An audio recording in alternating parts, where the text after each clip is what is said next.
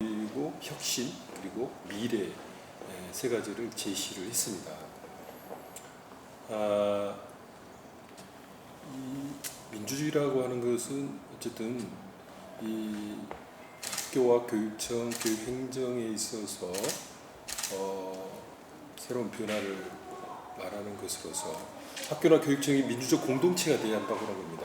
민주적 공동체가 되어야 구성원들의 참여라든지 또는 열정이라든지 또는 자발성을 끌어낼 수 있기 때문이죠.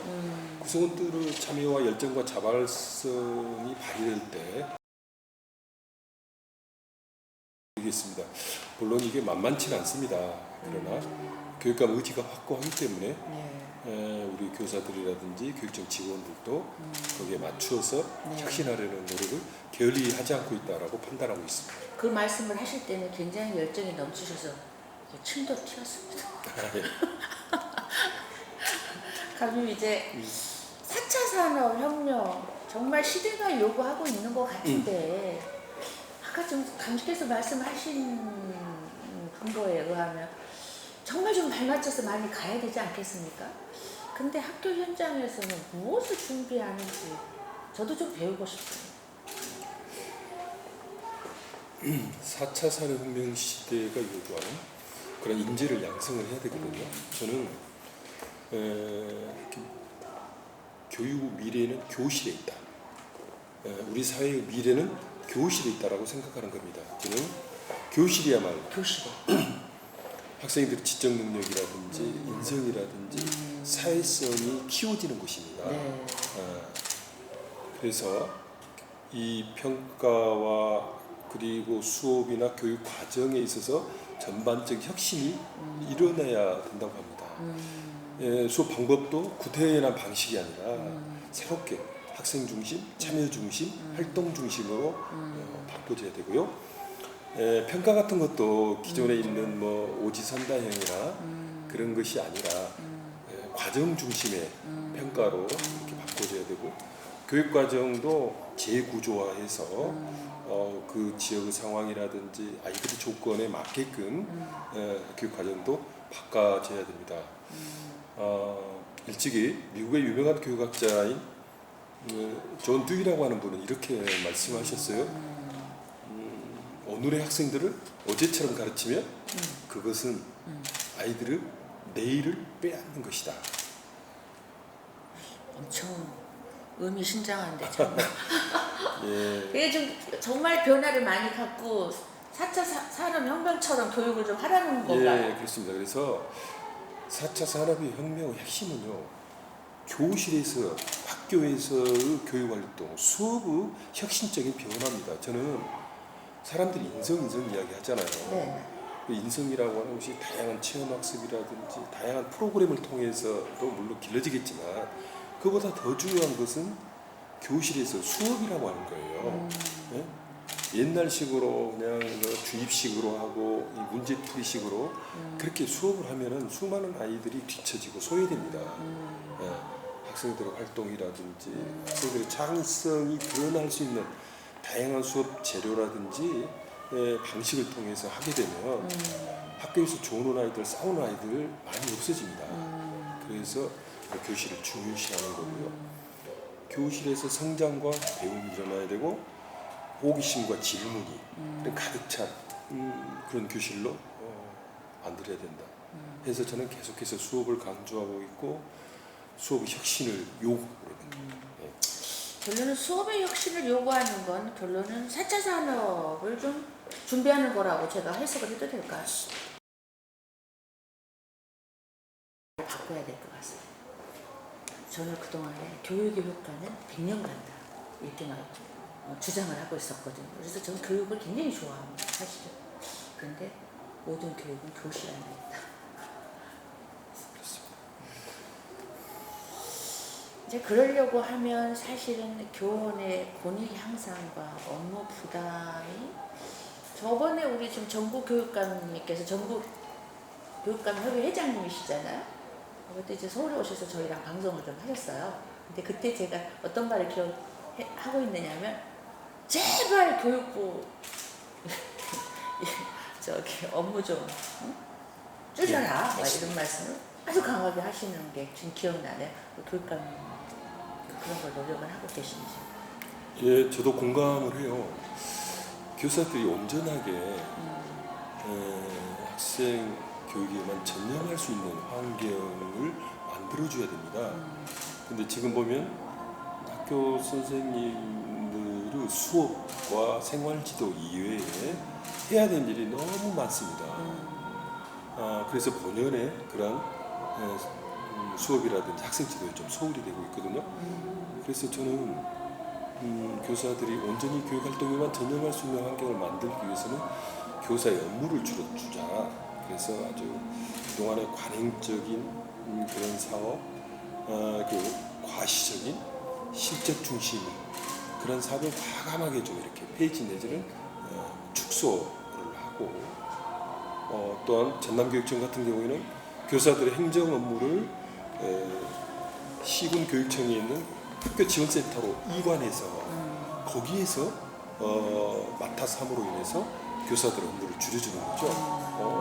학교 지원센터는 전국에서 최초로 저희들이 설치해서 시행하는 것으로서 대단히 이제 관심을 많이 갖고 있습니다. 저는 교사들 업무를 줄일 수밖에 없는 이유 중에 하나는 이 급변하는 시대에 학교나 교사들에게 요구하는 것이 계속 또 많아집니다. 예를 들면 방금 말한 이 4차 산업혁명 대비 교육 또는 민주시민 교육, 그리고 갈수록 중요성이 커지고 있는 교육 복지라든지 또는 교육 주체들 간의 소통과 협력을 통한 교육 자치 등등 새롭게 요구되는 사업들이 또 많이 있어요. 그래서 그것을 온전하게 수행하기 위해서라도 기존의 그런 관행적이며 그 실적 위주의 그런 사업을 과감하게 축소해야만이 시대 요구에 맞는 그런 교육을 할 수 있다는 거죠. 네. 어쨌든 이 업무를 가감하게 줄이기 위해서 노력하고 있는 거는 변함이 없이 계속 노력을 하시겠다는 거네요. 네. 사진 일로 와봐. 나 강림하고 짠 한번 해야 돼. 이 부분. 자, 빨리 잡아. 예, 예. 하나, 둘, 셋. 아, 쭉 그냥 쭉 계셔야 돼. 사진 나오지. 잠시만요. 예, 감 여기. 인사 주십시오. 사업으로 이걸 삼고 적극적으로 교사들에게 권장을 했던 거죠. 그랬더니 무려 그게 굉장히 중요하죠. 1,800개가 넘는 팀이 그걸 하겠다라고 신청을 했어요. 거기에 참여하는 우리 교직원들이 무려 13,000 정도 됩니다. 그러면 전체 교사들의 70%가 거기에 참여하겠다고 하는 거죠. 저는 기본적으로 이제 교사들을 신뢰를 합니다. 왜냐하면 교사들은 보면은 이제 다 교사가 되겠다고 교대나 사대 갔잖아요. 그래서 기본은 다 돼 있는 분들이죠. 어려운 이 선발 시험 과정을 겪었고, 그래서 교사들은 어쨌든 자신이 맡고 있는 학급에 있어서 생활지도라든지 학습지도에서 뭔가 최고가 되고 싶다고 하는 기본적인 열망들이 있습니다. 그런데 그런 기본적인 역량들이 과중한 행정 업무라든지 또는 비민주적인 학교 운영이라든지 그런 것 때문에 그런 열정이 발휘되고 있지를 못해요. 그래서 제가 민주적인 학교 운영을 강조했고 또한 업무 경감을 요구를 했고요. 그런 상태 속에서 교사들의 참여와 열정이 발휘될 수 있다고 생각을 했고, 그것이 전문적 학습 공동체로 나타난 것입니다. 그래서 저는 우리 전남교육의 어쨌든 새로운 변화도 이제 차츰 나타날 것이다라고 하는 낙관을 갖고 있습니다. 네. 기대하겠습니다. 제가 이제 좀 곤란한 걸 좀 물어보겠습니다. 감님의 우리 이제 양력을 좀 뵈니까 이제 어쨌든 여러 가지 학교에 관련된 일들을 좀 학교에 관련된 것도 좀 하셨더라고요. 교사, 중학교 교사, 또 5.18 민족통일학교 이사는 뭐죠? 예, 5.18 정신을 계승 발전시키기 위해서 만든 그 사단법인 학교입니다. 학교인가요 이게? 예. 저는 어떤 명칭인 줄 알았어요. 또 한국교직원 노동자 위원장님도 하셨고 저는 이제 전남 장애인교육권 연대 공동대표로 저한테는 굉장히 좀 의미가 있게 좀 와닿은 것 같은데 그 중에서 교사할래 좀 노동자를 대변할래 뭐 예를 한다면 뭐를 선택하시겠어요? 이 교사도 노동자잖아요. 월급 받고 살기 때문에. 그런가요? 노동자인가요? 그렇습니다. 예, 당연히 노동자죠. 저는 그냥 스승으로만 키워가고 있어요. 이 교사는 노동자이기도 하고 또 시민이기도 합니다. 그래서 교사라고 하는 이유 때문에 제가 시민적 권리라든지 또 노동적 권리, 노동자로서 권리를 이렇게 확보해야 된다. 저는 그렇게 생각을 합니다. 저는 교사도 노동자이다. 그래서 교사도 노동자이기 때문에 그래도 꼭 둘 중에 하나를 뭘 선택을 해야 이게 된다. 분리하는 문제가 아니에요. 분리하는 문제가 아니라 아, 내가 이거 감님의 페이스에 말리면 안 되는데. 그래서 저도 처음에는 그랬어요. 교사가 노동자? 그래? 처음에는 그렇게 생각을 했습니다. 그런데 맞다. 교사도 노동자다 해서 정교조 만드는 데 있어서 좀 선두적인 역할을 했습니다. 그래서 노동자로서 교사이기도 하면서 또 전문직이기도 하면서 또 존경받는 스승으로서 자리도 있다고 생각합니다. 저는 그 교사가 되고 싶어서 사범대 갔고요. 그런 측면에서 또 저 교사가 또 제가 하기에 가장 또 저한테 또 맞았던 것 같아요.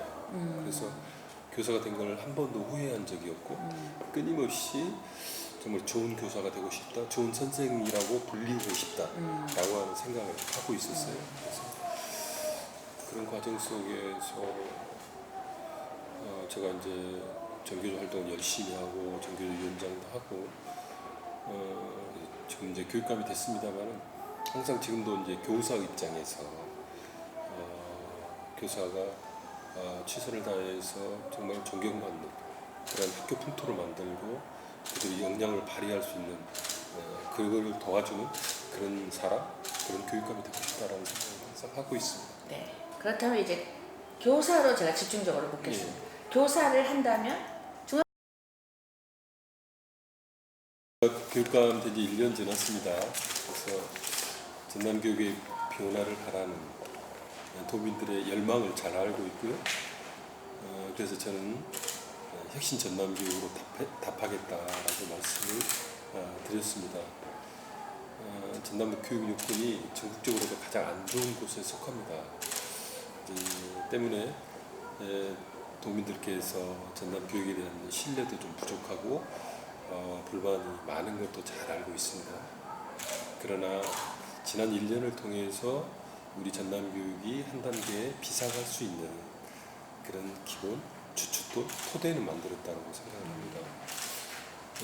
무엇보다도 우리 교육청과 선생님을 믿고 기다려 주시면 반드시 거기에 대해서 열정으로 보답할 것이다라는 말씀을 드립니다. 소중한 아이들을 우리 학교에 맡기셨으니까 그 아이들을 책임지겠습니다. 미래의 인재로 성장할 수 있도록 최선을 다해서 우리 전남은 희망의 교육 공동체로 만들어내도록 하겠습니다. 고맙습니다. 네. 지금 장석웅 감님께서 소통하는 과정에서 참 많은 것을 지혜롭게 풀고 계시는 걸 느꼈는데요. 감님께서 그 느낌이 다시 현실이 될 거라는 믿음으로 저는 마무리를 하겠습니다. 수고하셨습니다. 고맙습니다. 네.